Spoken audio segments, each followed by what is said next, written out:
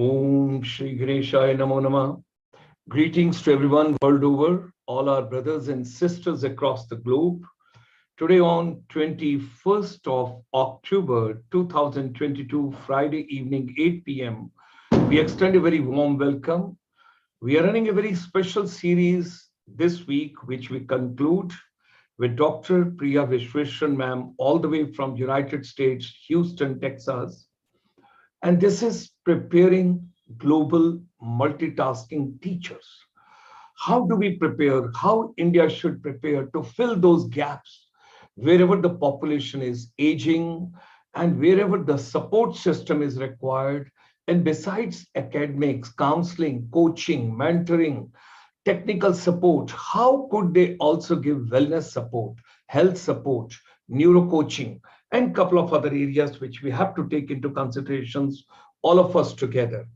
In that particular direction, ladies and gentlemen, we wish to share with all of you, we are proceeding in that particular direction, and we are working, how do we bring basically such a education and skill-based ecosystem in India that our youth are ready to fit into and to take on the responsibility globally, Vasudhaiv Kutumbakam. So it's a pleasure to have all of you with us. And I wish to share with each one of you something very interesting. Let me just share.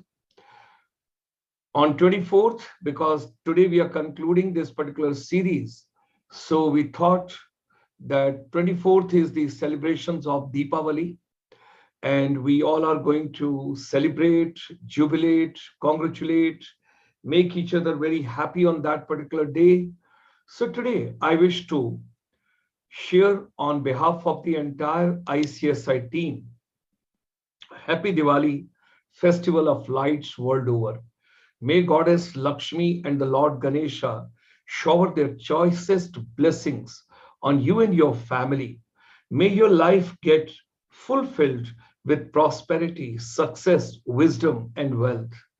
Deepawali का ये पावन त्योहार जीवन में लाए खुशियां अपार, लक्ष्मी जी विराजे आपके द्वार, शुभकामनाएं हमारी करें स्वीकार from ICSI. So world over, we send our best wishes, greetings to everybody. Enjoy with your family, keep your Sanskriti and your culture alive wherever you are. ICSI extends a very warm welcome today to the concluding session of this 1 week long series. And ladies and gentlemen, you know that nowadays we are also talking about our book, Rethinking Tourism Post-Pandemic. So tomorrow, that's Saturday, there'll be complete holidays so that you do the preparation for yourself for coming Deepavali. Sunday, 9:30 in the morning, you meet Professor Dhiman. And 7 o'clock, you look after your wellness with Dr. Parmeshwar Arora. And thereafter, we all meet at 8 p.m. in Canada. That's on Sunday evening. Monday, you all will celebrate, as it's going to be a holiday in India.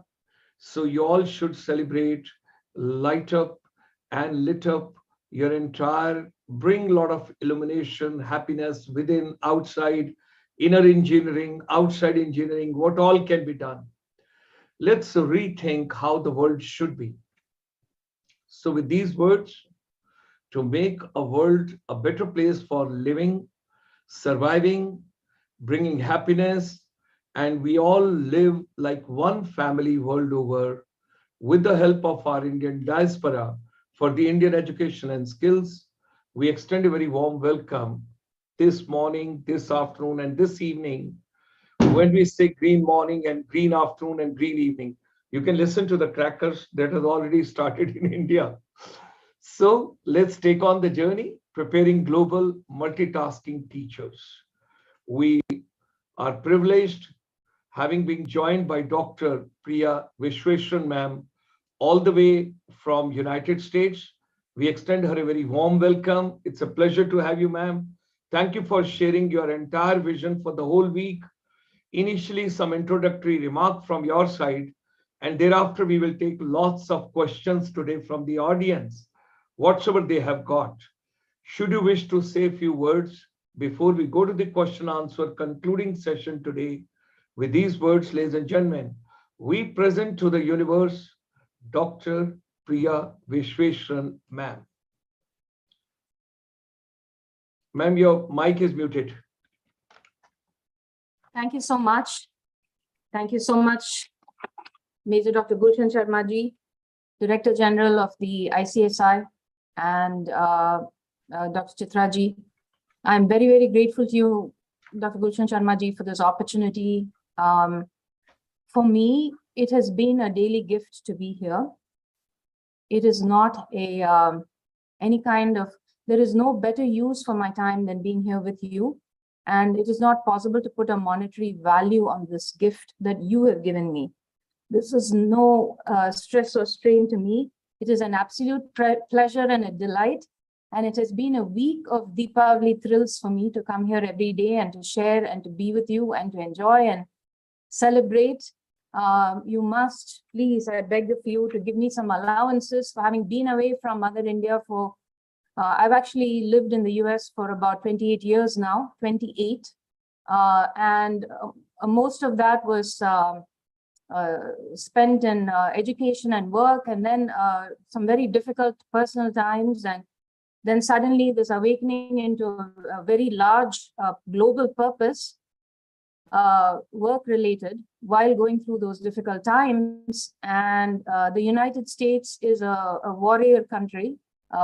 We go to war everywhere, and this is the environment that I'm in. And so you must excuse me for expressing my viewpoints in a very forcible and warrior-like fashion. That is, I don't blame anybody or say that it's anybody's fault but mine. I would say that I would request you to humbly forgive me for having hurt your feelings or anybody else's feelings. For approaching this in a warrior-like fashion, or taking it in a warrior-like fashion.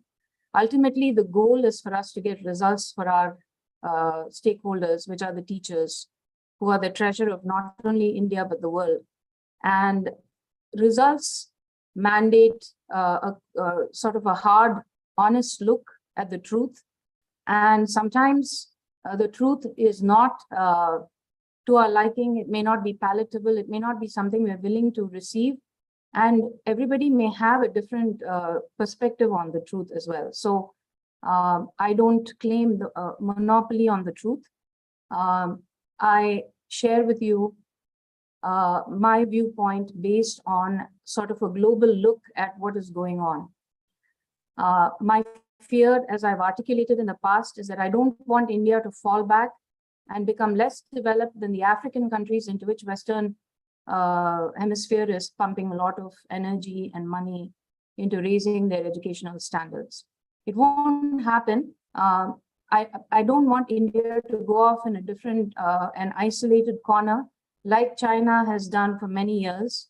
And that actually, what that led to was in China, the development of a group of billionaire, what I call sort of thugs, in terms of the global law and order. They are thugs definitely from a global law and order standpoint.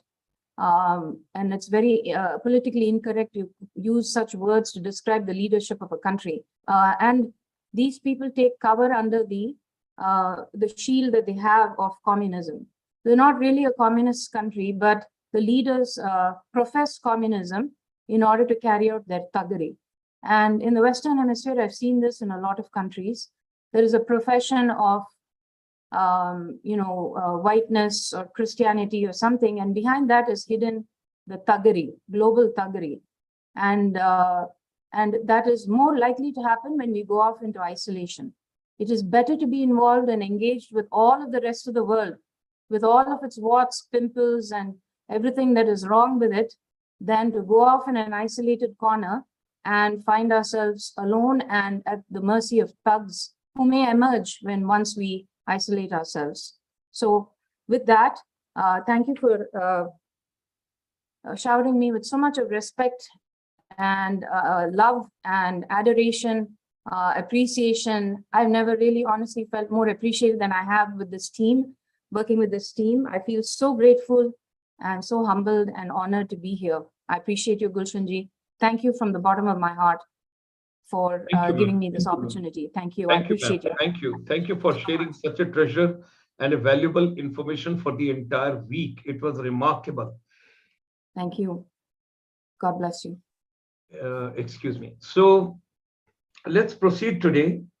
Today is the audience day, and today is the global day, and today is all our wonderful participants and our Gunijan who had been coming on this webinar during the entire week. We will take on your question. The first one.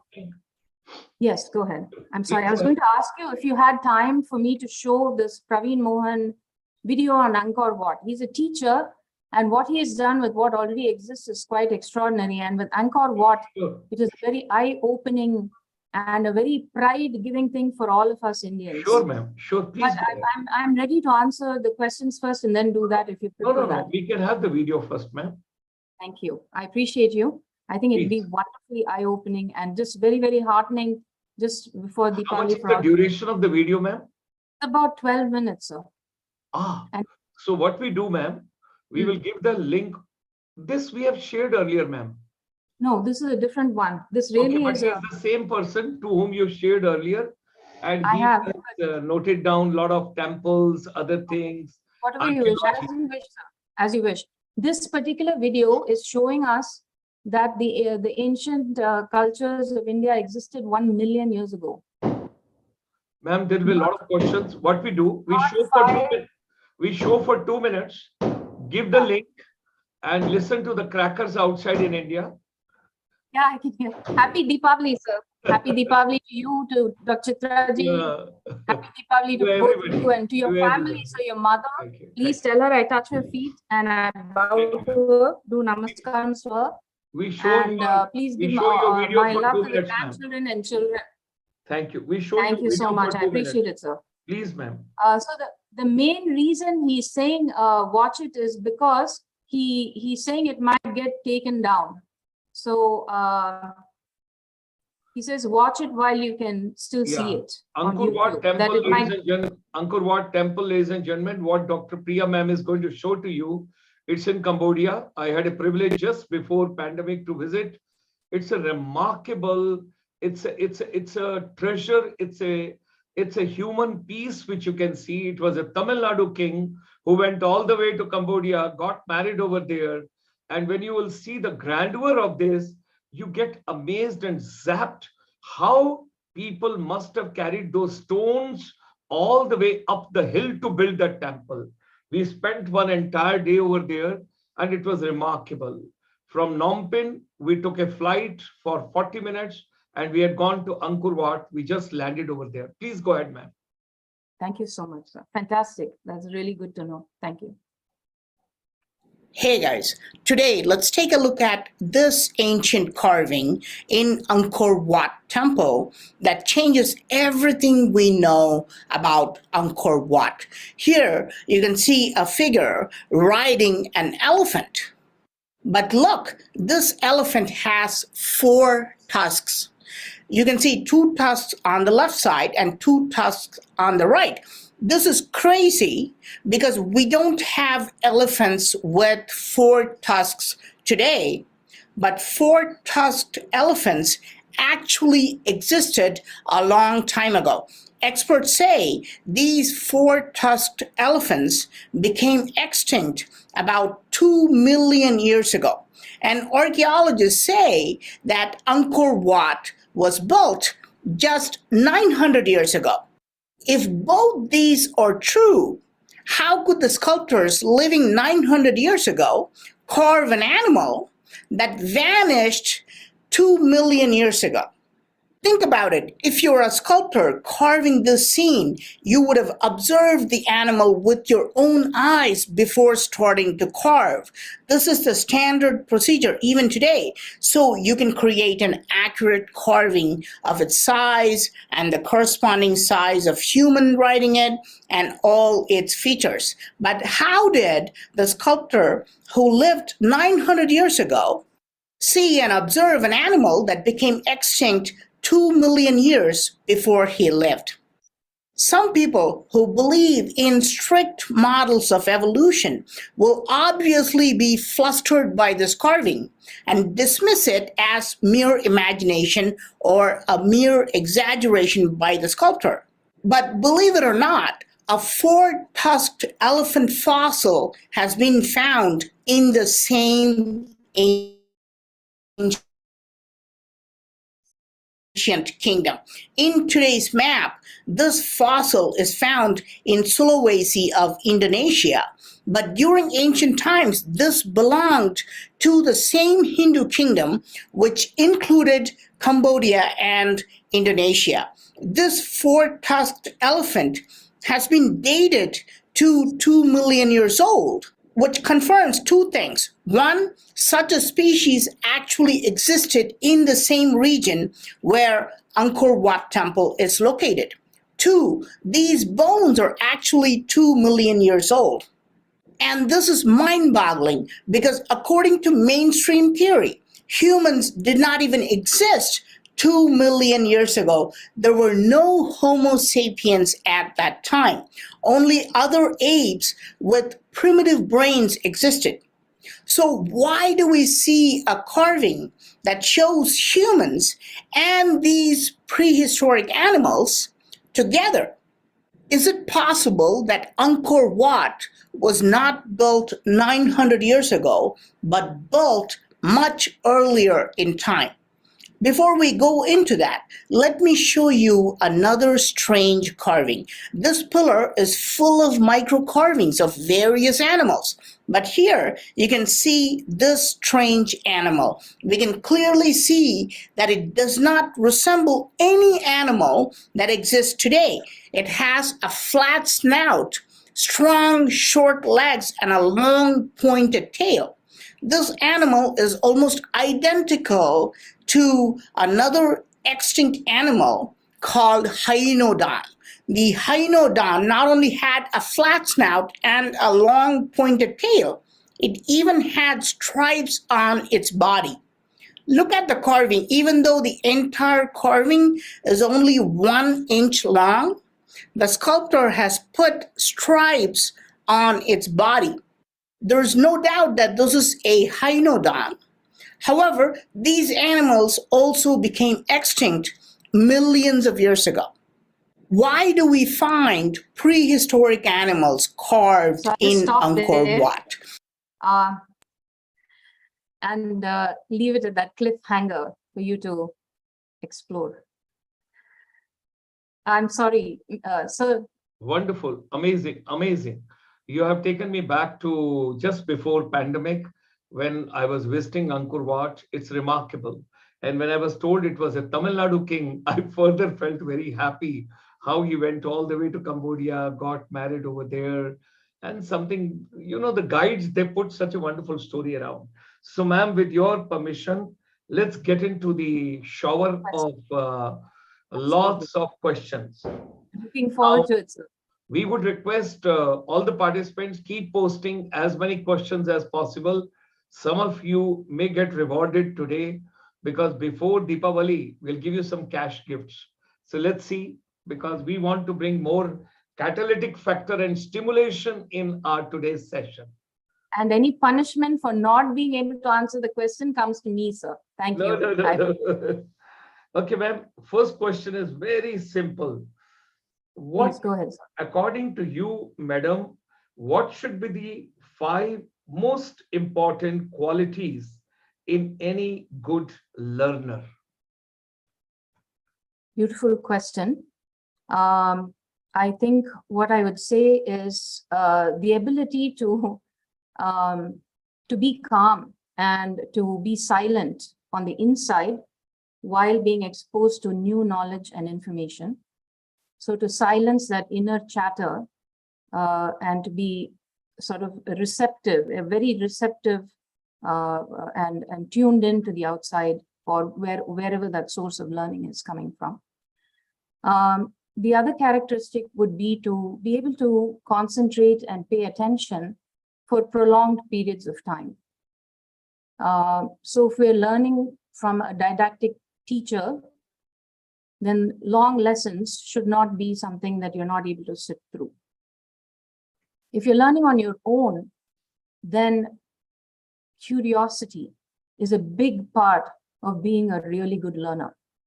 In fact, curiosity obviates the heavy, hard work of focus. So if you love a subject and to learn everything in that subject, you have to focus and study for tens of hundreds of hours together at a stretch. If you love it and you study the subject out of curiosity, then focus is never a problem. You don't have to carry the heavy weight, hard work of focus. So I would say curiosity. And then I would say being excited about learning anything and everything. So being able to generate an energy of excitement towards any new learning, any difficult challenge, any normal challenge. It doesn't have to be a difficult or a hard challenge. It can be just something that is a daily thing. Many people say heroes are people who go rescue people from fire or floods or jump out of airplanes or spacecrafts. I'm seeing the anniversary, 10 years of a Belgian gentleman, I think, who jumped out of a spaceship and traveled through space before he entered the Earth's atmosphere, all with just a parachute. That's the first time and probably the only time it has been done. You don't need to do all that to be a hero. Just being where you need to be, doing what you need to be doing, and consistently doing it, being that rock that everybody can lean on, your family, your loved ones, your community, your society, and your country. That is heroism, in my humble opinion. Thank you. And so, yes, ma'am mentioned the first quality, calm. Second is concentrate. Third is curiosity. Number 4, being excited to learn new things, and consistency. And yes, and the last, I would also add to this humility and faith. And those two are the two sides of the same coin. When you have faith in a greater power, then you are humble that the more you know, actually in reality, the less you know. The more you know in more subjects, the less you know in everything. And just being aware of that paradox and embracing it without fighting it or without, sometimes its meaning is not clear, but embrace it and, the paradox will reveal itself. So, humility and faith, the two sides of the same coin that will allow you to embrace the paradoxes that arise in learning. So thank you. Great, thank you. So gentlemen, you have got, instead of 5, 6 qualities. She has given one more and she has clubbed 2 of them, humanity and faith. Great, thank you, ma'am. Next question we take on. What could be the 5 most important qualities in good teacher? This is another excellent question. There are books written about this. So there are people listing 40, 50, 100, 200 qualities of a good or a great teacher. But I would go to the greatest teachers of ancient India to take the meaning and the example of a great guru. And one of the greatest teachers, as we know, was Lord Kartikeya in the form of Swaminatha in the Swaminatha Swami temple in South India, where he taught his father, Lord Shiva, the meaning of the Pranava Om. So in that story, he tells his father, you may be my father, you may be the Lord of the universe, but when it comes to instruction, I am the teacher and you are the student. And so the great Lord Shiva actually bends and bows to his son so that his son can whisper the secret of what the word Om means, the Pranava Om means, in his ear. It's a beautiful sculpture in that temple there. And that is Lord Sri Swaminatha Swami. And there is a replica of that temple in Delhi, New Delhi, the Malai temple it's called. And it is also one of the ancient temples of India. So while getting back to the answer of the question, I think a great teacher has a very open mind, is very able to receive new knowledge and new information from any direction even if it is from their own son, somebody who may be, who they may not know, may know something that they may not know. So an open mind, okay? And then we go to other gurus like Drona and such great people we've had in our country, Vishwamitra, Vashishta, Vyasa, so many people, all the rishis. Again, the ability to read vastly, understand a big picture of the scope of the subject, and to give it succinctly in a beautiful, simple, understandable way to students. So to understand a subject matter in its full entirety of available scope, and then to summarize and give the essence to students succinctly so that even the worst student in the class will retain that subject matter. So I would say the ability to read, condense, assimilate, reflect, condense, and deliver a summary of a subject matter or a chapter or whatever it is. I will go to some of the great teachers of my own life. Like I've mentioned Srimati Gomati Krishnamachari many times, my high school biology teacher, Dr. Anantha Krishnan, professor of surgery at JIPMER, who was my surgery professor, Professor Sethuraman, professor of internal medicine at JIPMER, I salute you. These are all some of the greatest teachers on the planet, not just India, they are some of the greatest teachers on the planet. And whatever they taught, there was no problem with their being able to command the attention and interest and focus of every student in the classroom. Whatever they said, the entire student body in the classroom, no matter how much their level of chanchal or agitation, restlessness was, they were able to give their attention in full to this teacher. So it is almost a magnetic quality of being able to attract every student's attention and concentration and focus throughout the length of that lesson. So that is another great property of great teachers. And I have mentioned this to you, the point number 2, that Dr. Anantha Krishnan would come for a 1-hour class and he would write on the board, today I'm going to teach about inguinal hernia. The topic is inguinal hernia. Then he will write the full lesson. He will start the class, he will be in the classroom 10 minutes before the class starts.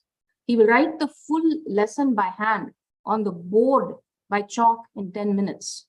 And it will have about 200 to 500 points. And then exactly on that 9 o'clock, he will start the lesson and he will finish at 10 minutes before the class ends.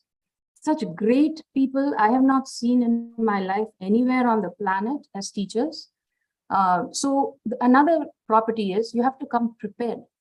So you need to be prepared. So knowing the subject matter, understanding it in full, assimilating it, reflecting on it, and delivering the lesson, that is a form of preparation. That is preparation. So you could call the second point itself preparation. So third point is being able to capture and hold the attention of the classroom. The fourth point is, there are disturbances that can arise in the classroom. There are disturbances that can arise from the outside. There are disturbances that can happen in the teacher's family life, that can happen in the school life. There can be disciplinary disturbances. There can be calamities outside. There can be natural calamities like floods we are seeing in Bengaluru for the 3rd or 4th time in the last 2 years. Big flood in 5, 6 years ago, 7 years ago. And these things can happen that are beyond the ability, and then the pandemic. But what did our teachers do? The great and good teachers, they never have allowed the outside environment or disturbances to affect the lesson that was being imparted to the student. Because the student deserves stability and safety, and the teacher is the authority figure in their life to deliver the lesson along with a sense of security, safety, and stability. So not allowing external disturbances to affect or impact the delivery, their mood, their emotional state, all of these things, it requires a phenomenal, phenomenal commitment. You could call it commitment Commitment is the word I would use to describe the fact that nothing on the outside will affect what is on the inside that needs to be done, right? The commitment to the job, right? That is the fourth quality. Commitment, dedication, devotion, just doing it out of, from a place of great love and great respect for these little minds that are going to grow up to take care of us when we are older. Understanding that life cycle of youth and aging. And definitely, I would say, another topic is being a role model themselves in life to students. So getting along with their colleagues, treating students with kindness, with respect, and being that role model that they want their students to become when they become adults. Many of my teachers are superlative role models. They've always spoken kindly. They never punish. They know the subject matter inside out. And they're so invested in my success that they will give 200 problems and stay up day and night with me to make sure that I understood everything. The problem is correct. And they're doing it for multiple students at the same time, not just me. And these teachers are so committed and so devoted and such phenomenal role models. They're actually the examiners who correct the final exam papers in 12th standard. Then they come and tell you, I corrected your paper in mathematics. You made this mistake and my teacher told me that you went for 3 pages. That's why your mathematics mark was not 100%. In my family, there's a rule. Anything less than 100% in mathematics is as good as 0. This is the rule. The rule meaning, that was the expectation. Nobody probably achieved it, but because in mathematics, there is no objectivity, subjectivity in the assessment. It's objective. Either you got it or you don't have it. So yeah, being the role models. Thank you. Thank you. So Mr. Mohit Chaudhary, that answers your question. Let me proceed to Vidhi Jaiswal ma'am. What should I do to increase the confidence of my students? That is another beautiful question. And here I will, it's a hard job. Teacher's job is one of the hardest. I would say it is the hardest job on the planet, and the rewards are never immediate. Like I mentioned, it's possible that you may never see these rewards in your lifetime even. But all of us as students, let us commit to going back to our teachers, falling at their feet, thanking them for everything that they've done, participating in their healthcare and their insurance at this stage in their lives, contributing, showing the respect and appreciation for everything that they have given and sacrificed in their lives to us. So how do we make our students confident, right?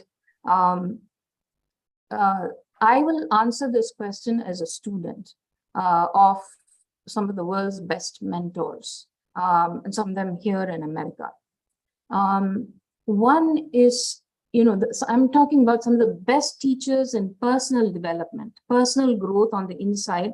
How do you become the best version of yourself, right? And how do you keep remaining in that high energy, positive, upbeat, generous, being able to give all the time energy state, right? Yesterday, Dr. Gulshan Sharma ji changed my energy state at the end of the talk that I gave by showing that video. And for that, I will be forever grateful to you, sir. Thank you very much for changing my energy state and for showing me the error of my thought process, even though I felt in that moment that I needed to give expression to it. To make students confident, I would say that of course, in mathematics, there are wrong answers, okay? But in general, even if you're a mathematics teacher, even if you're a science teacher, be encouraging of the students to give expression to their self. So you may ask a philosophical question at the end of every mathematics class and tell the student, in mathematics, there may be wrong answers, but in life, there are no wrong answers. There are many ways to approach the same problem. There is no wrong approach to the same problem. There are many paths. You may choose a long, curving, difficult path to get to the top. Somebody else may choose the straight route, but that doesn't mean that you don't get to the top. Your path is your path, and that person's path is that person's path. If people view life as the path, then who had the more interesting path? The one that took the straight shot up, or the one that took this, scenic route, as they call it here in the US? I took the scenic route. What does that mean? That means I took a long way, curvy way, difficult way. It doesn't matter. But if life is the journey, then which one is the more beautiful accomplishment? The long scenic path definitely is in contention for that. So I would, even in objective science classes, I would encourage expression of the self and have them be in touch with the core essence of art without ever being wrong. And that, and and security, you may have gotten only 60% in mathematics. That does not mean that you are bad in mathematics, or that mathematics dislikes you, or that you will never be able to do mathematics. One of my mentors failed mathematics and science in 7th standard, and he dropped out of school in 11th standard. He's a multi-millionaire here in America. He has hundreds of thousands of students, like literally millions of students all over the world. And what does that mean? All it means is that there are other ways outside of school and education, even basic education, to get to the very top. So there is no such thing as a wrong way to lead a life, other than breaking the law and being sort of unethical or borderline. All those things are undesirable, and also make that line very clear. So what is illegal is definitely what everybody will say, that what you did wrong. Everybody, 100% of the people will unanimously agree that what you did is wrong, that is not okay. So murder is illegal, right?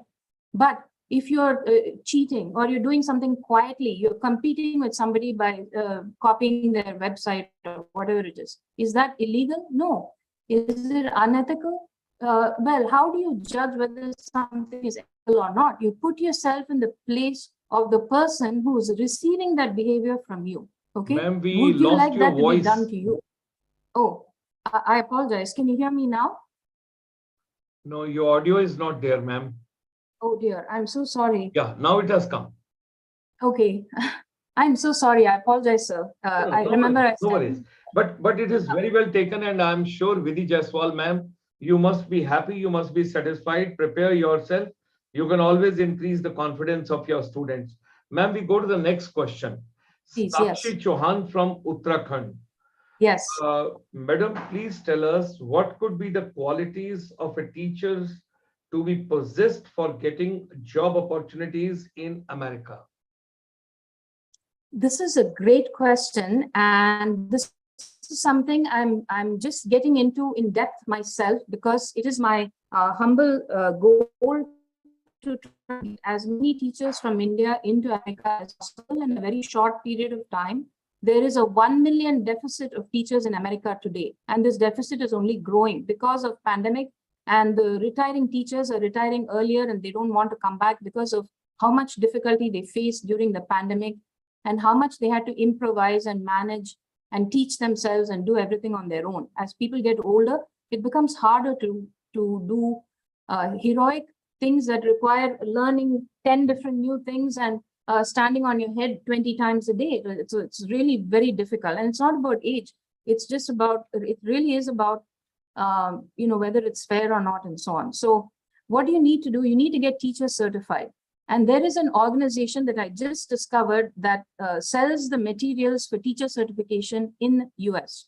So study those materials, prepare for that exam, pass that exam, and I would show your degree, but I would also show some experience in teaching.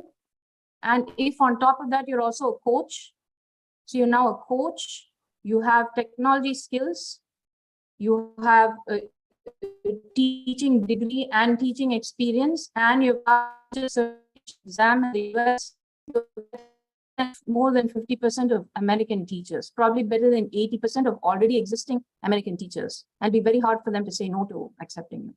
Okay, great, wonderful. Ma'am, next question which comes over here. Ma'am, Yes, kindly guide me. How do I improve my communication skills?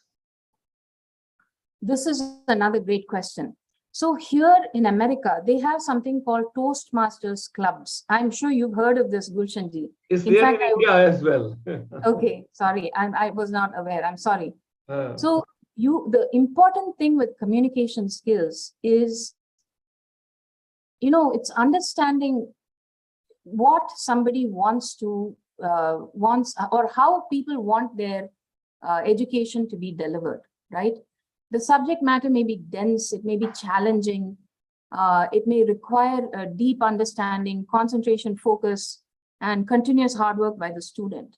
And still, there is a way to deliver it lightly, and there is a way to deliver it with lightness, gentleness, and kindness. And so when we understand that students are looking for somebody to alleviate the burden and not dump more on them, the wrong thing that many teachers here in America have is that they think if they make things more difficult and dazzle people with bullshit and keep piling on, more heavy matter, more presentations, more blah, blah on the students, that they will be impressed. But to me, a teacher is somebody that simplifies and distills the essence and gives it in the most kind and safe and caring way to the student. And so, precise manner. Yes. In a precise manner. And, communication can be the actually only way to improve communication is by practice. Yes. And so if you don't have practice, don't have an opportunity to practice, let's say you're in a remote area, there's no Toastmasters club or Rotary Club or Lions Club where you can go make speeches or exhort people to do things or create little clubs or whatever, then you put on a Zoom and you speak to yourself. You make your speech and then you deliver it as if it is to the audience. Then you watch the recording, send it to one or two friends, ask them to give a comment. It can be just a 1 minute long so that it's not wasting people's time. And then you look at it and you see, oh, well, I could have done it like this. I could have done it like this. The best speakers here, they take a few classes and then they're looking in the mirror. They're looking at how they look when they, how to move the arms, how to angle the face. What are the best angles for their face? So communication is not just what we speak, it's our body language. It is what we expect to deliver at the end. You watch a lot of TED Talks. That's another great way to improve communication. Watch TED Talks on YouTube. Great, great. So thank you. I hope that helped. Absolutely. Comes another question. What is a growth mindset and how it can help my students to learn better? Growth mindset. Yeah, there are fixed and growth mindsets. And the lady who wrote the book on this is Carol Dweck, brilliant, I think, psychologist. How do you spell C-A-R-E-L? Carol? Carol, C-A-R-O-L, D-W-E-C-K, Dweck, PhD. Okay. So, I would have given you actual definition. So forgive me if I can't give you the exact words from the book. I've kind of read through the book, most of it, but quite some time ago. A growth mindset is when your mind is open to learning new things and you're able to you're able to undergo constant and never-ending self-improvement.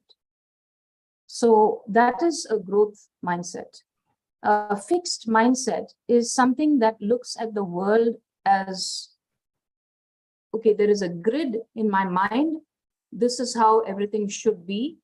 And this is anything outside of this is it leaves my life, or it doesn't matter, or it shouldn't matter.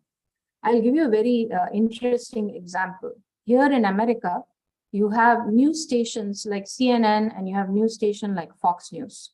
And my husband used to tell me that if you want to get to the truth, you have to watch both the news stations and then sort of arrive somewhere in the middle to understand what the truth is, because CNN is a very liberal station and Fox News is a very conservative station, and they all report from just their lens or their viewpoint. From my perspective, I would say Fox News has a very fixed mindset. In their mindset, the white Christian male is the supreme human being on the planet. Everything that they do in general, there's nothing wrong with that. everybody else is in the wrong. There's no explanation for the way other people behave. It doesn't fit any, civilization or culture concepts that they have. And it is always viewed from my culture and civilization is superior, better, because guess what? If we disagree, I can take out a gun and shoot you, and that's the end of that. So I'm better. So, so the fixed mindset you can learn from watching Fox News. Whereas the growth mindset is the thing that says, okay, there are geniuses here, there are geniuses there. What can we learn from this mushroom? What can we learn from this Tenodoin or whatever that animal is that was prehistoric? You are always looking at things with a fresh lens. Every day your lens is clean, and you're looking at things with a fresh look, as if you've never seen it before, as if it always has something to teach you, something new to teach you, and something that will expand your heart and your mind on the inside to infinity. So a growth mindset is the most perfect, ideal learning culture that we can impart to our students. It's a culture of learning, you could say. It's a culture of learning. Okay. Culture of learning, yes. Great. And how to get the students to have a growth mindset? It's very, very straightforward, a beautiful question as well. Have them practice, have them practice. I just recently read a blog by Professor Sri Kumar Rao in New York. He's a very, very famous professor of business over there. He actually showed a little YouTube clip of a show that was in the 70s. And he said, this is the thing I didn't see the clip, but I posted it on my Facebook group to my followers. But the way you do it is you show them this pen and you say, oh my gosh, what is so new and fresh about this pen today, right? What is new and fresh about this pen? Oh, I can see that the top is a little loose. Okay. I wonder what this padded rubber thing with these divots is for. It's for making sure that my fingers have a good grip, but they don't slide off. So something that's padded, that's comfortable for the fingers to rest on, but the divots are for friction, so they don't slide off. Okay, then I'm looking around at this. This is a nice clip to clip it to my shirt or coat or whatever it is. This is a nice on-off. Maybe when it is on all the time, the ink will dry the tip. So just take a flower, okay, and look at it with fresh new eyes. What is going on here? You saw what Praveen Mohan did. Angkor Wat, the great archaeologists of the West have said, this is only 900 years old. Here comes a young man, and he says there are animals depicted on this that the sculptors have had no possibility of seeing for millions of years. Now, these great archaeologists have said that the human species did not arise until, there was no human species 300,000 years ago. Okay, there are artifacts in Tamil Nadu near Chennai that are 300,000 years old that they are saying belong to not human species but apes. We have not proven it yet. We don't want to prove it. Why? Because you're a Fox News subscriber. You believe that the only truth and the only real one is that thing, a certain demographic that you want to believe. If you don't agree, here's the gun. Okay, now you better believe. Okay, so here is Praveen Mohan. And he's pointing out it's the same Angkor Wat. Yes. So have them look with fresh lens. It doesn't tell them to tell them to write it down. Maybe they're not comfortable, confident sharing it publicly in class, but let them write it down. Great. And anonymously, you can read all of the unique observations. You will see unbelievable growth. Thank you. Thank you. Thank you.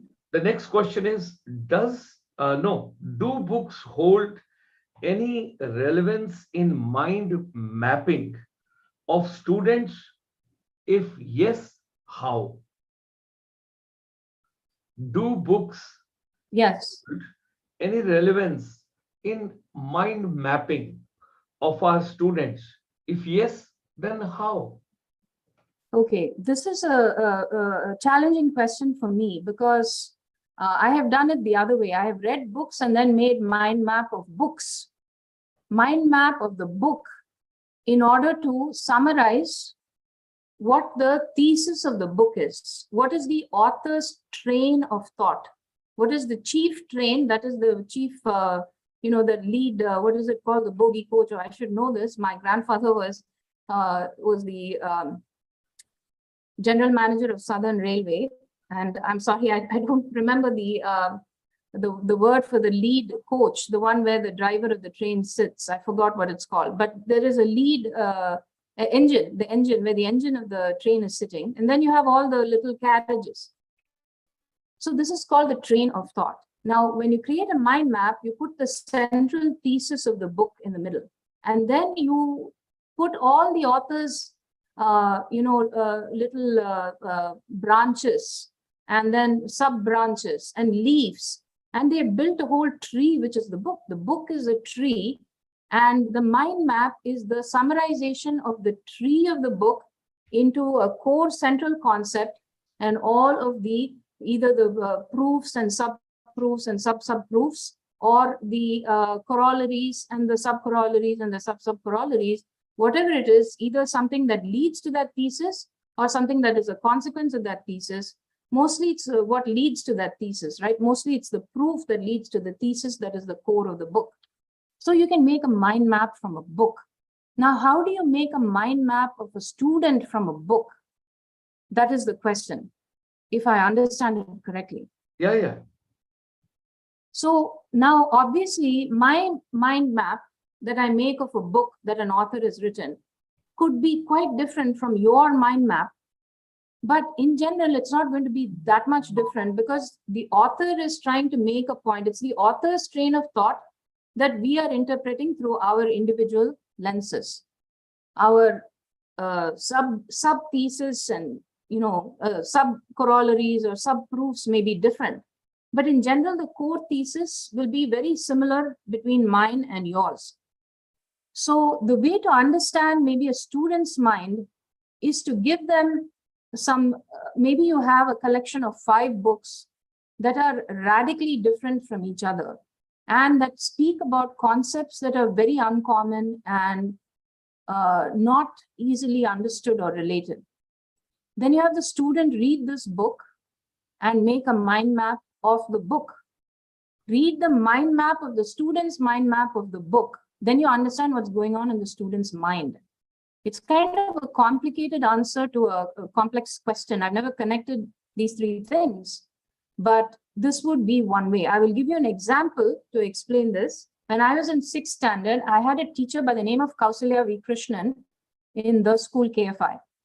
And Kausalya Akka, as we used to call her, was brilliant and so beautiful.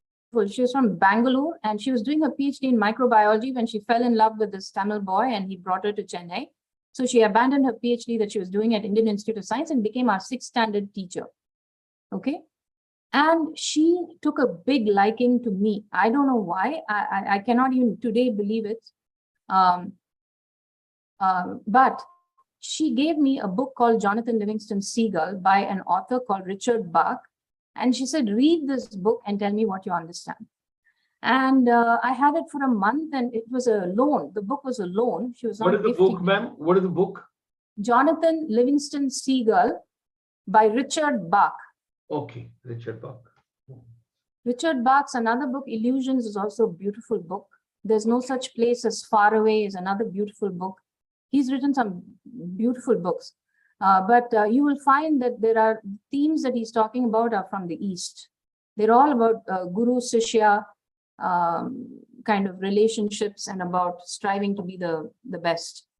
So Jonathan Livingston Seagull, I was a 6th standard student. So then she asked me after a month, have you read the book? She was being very kind and sweet. Have you read the book? What did you understand from the book?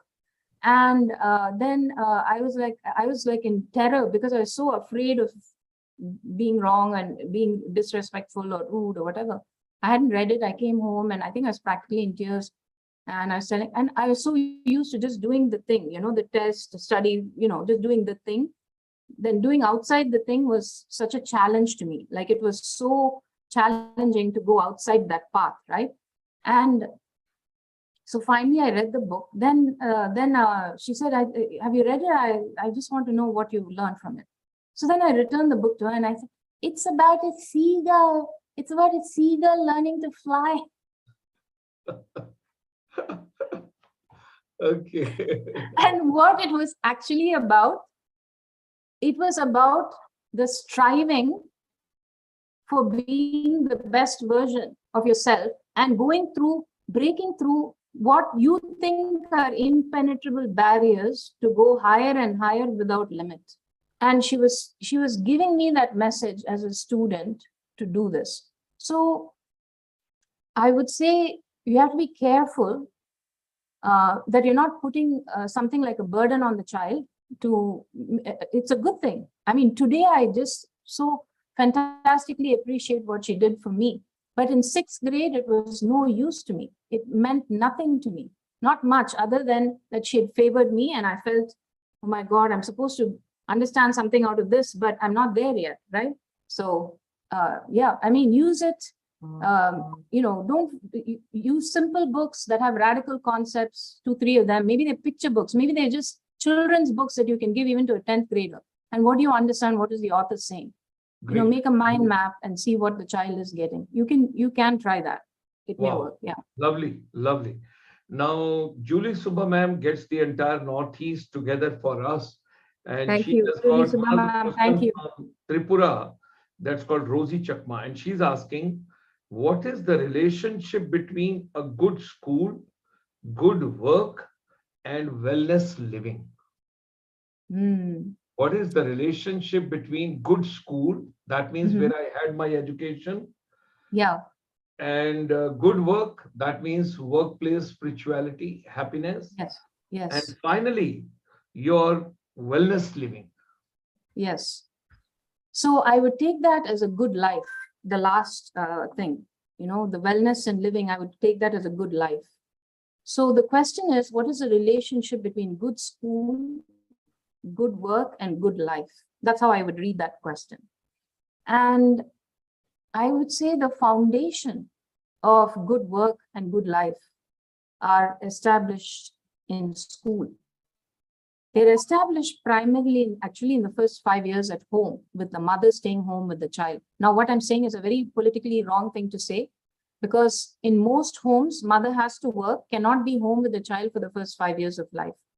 But study after study in US of young childhood has shown that even if a mother is not doing a whole lot, just interacting with love and affection and safety for a child, giving infinite unconditional love in the first 5 years of a child's life, making the child feel safe and loved and protected, that is going to lead to a good life, lifelong for that child, including health, wellness, longevity, everything.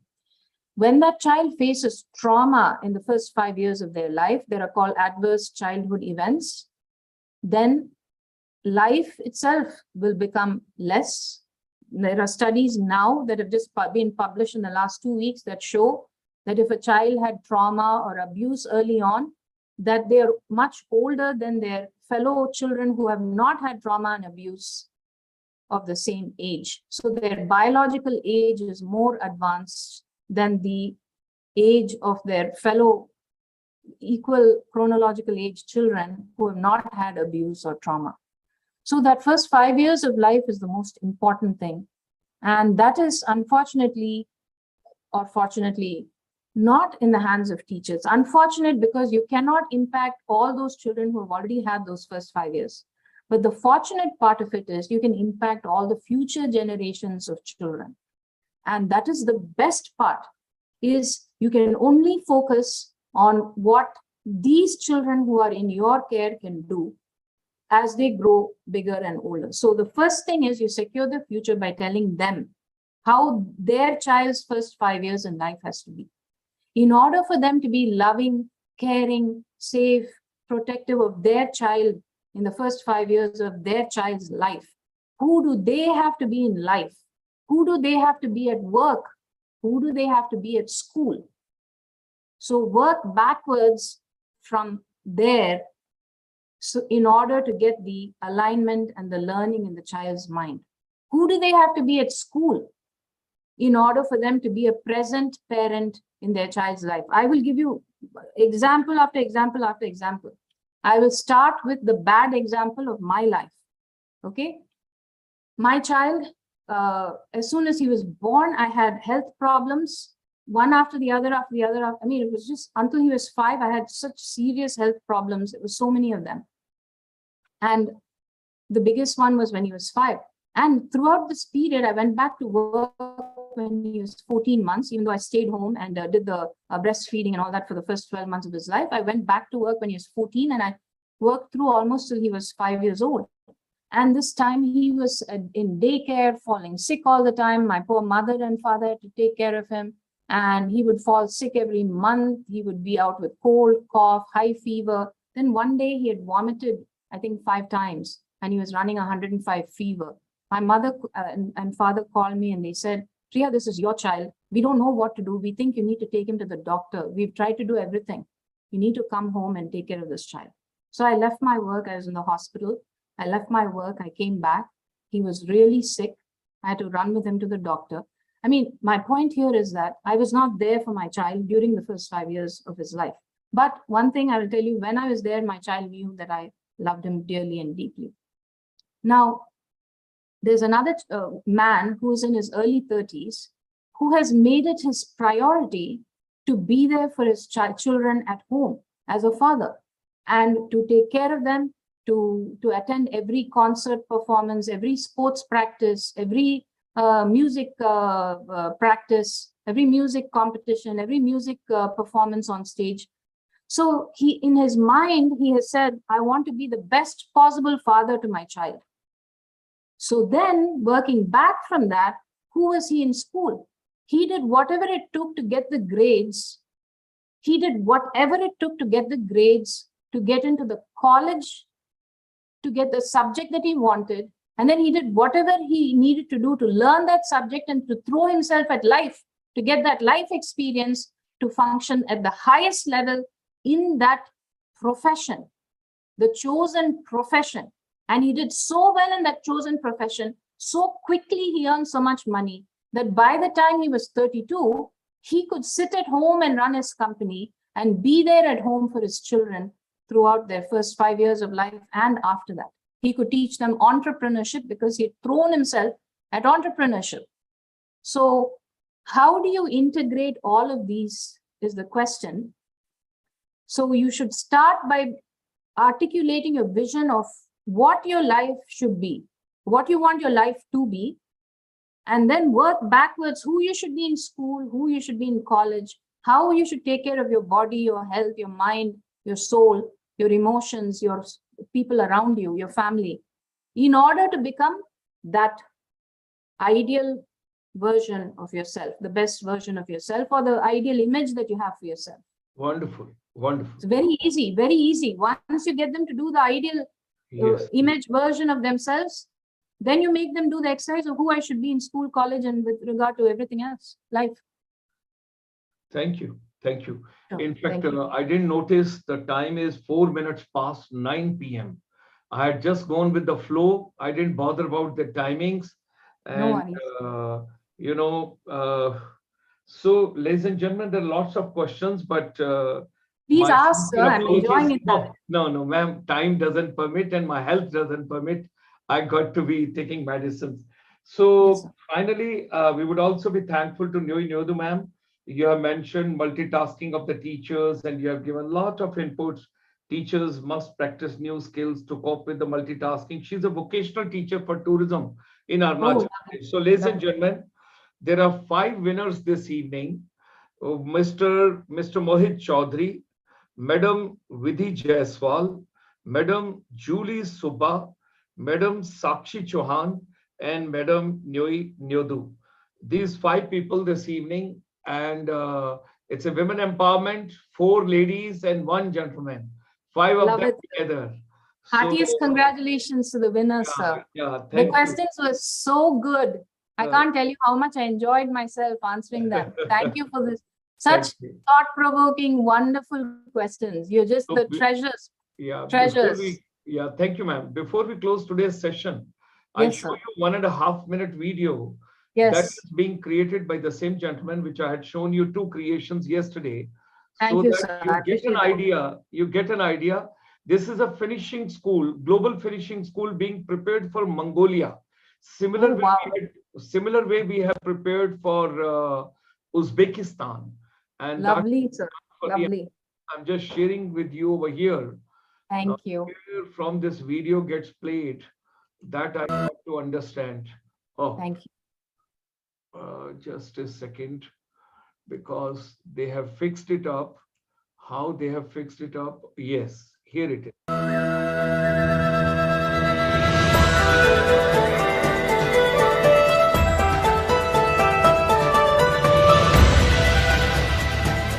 Welcome to our channel, Making Education Relevant.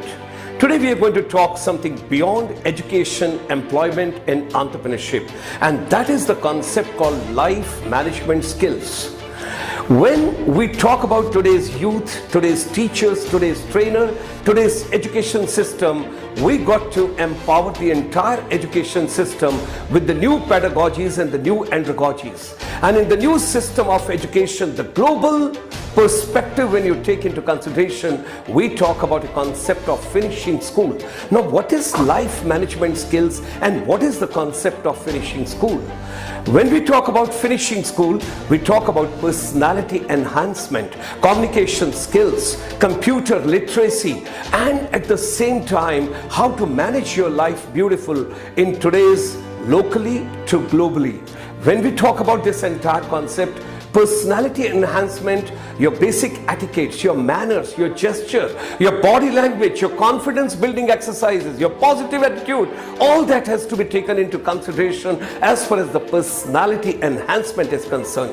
Let's talk about communication skills. It's rightly said, it's no more communicating, it is connecting heart to heart, connecting soul to soul, connecting mind to mind. And communication skill is one of the most important skill in the world today to be successful in any area, in any concept. Computers, when we talk about IT, when you talk about ICT, when you talk about IoT, Internet of Things, today the social media and particularly the computer literacy and IT literacy is very, very important to be globally connected and to prepare and empower yourself to be globally acceptable. When we take this entire canvas of the education for not only employment, not only entrepreneurship, but beyond that, and that is called life management skills. How do I manage my life? How do I develop myself so that I am acceptably locally in my own country as well, and when I move globally? Ladies and gentlemen, today through our channel, we invite every youth, every teacher, every educator, every trainer, anybody and everybody whosoever is linked up in the education system in the beautiful country called Mongolia with India. Let's link Mongolia with India and we develop and empower the entire education system through the lens and through the efforts of the CSRD and ICSI together can empower and help the entire education fraternity, education system, the youth and the teacher. We extend you a very warm welcome. Come and be a part of the global world, the galaxy, Mongolia, taking the first step forward with us, CSRD and ICSI, setting up Global Finishing School in Mongolia to empower every youth and to help every teacher and trainer for personal and professional development. All the best. Wish you have a wonderful days ahead and wonderful time ahead. Thank you, ma'am. I just wanted to show you the creativity of the person. We have done similar way for Uzbekistan. We have done similar way for India. This was a brick and mortar before pandemic. And now everything has gone inspirational lab. That's all digital. And you would be surprised to know there is no script. There is no script. This all is done verbatim, and this has been done extempore without having any script in front, because it's all thought process which was going on. So first I spoke and then he carried out the visuals and he fit them into the Thank you very much. It was a wonderful week-long journey with you, ma'am. Thank you for sharing your vision. Thank you for being with us. Wishing you, your family, our all Indian diaspora world over, happy Diwali, and all the Happy participants, those who Deepavali. joined, Happy Deepavali. and all the participants, those who have joined over here, wishing you all happy Deepavali. And we all Happy meet Deepavali. now on Sunday morning, 9:30, with Professor Satyendra Dhiman from the Woodbury University, Burbank, California, Vidya Se Adhyatam Vidya Ki Aur. And there's a wonderful program on women empowerment on Sunday morning. Don't forget to join us. And now at present, put your hands together to convey our deep gratitude and thanks to Dr. PRIYA Visweswaran, ma'am. I am the grateful one. Thank you for the opportunity and happy Deepavali to you, sir, to your family,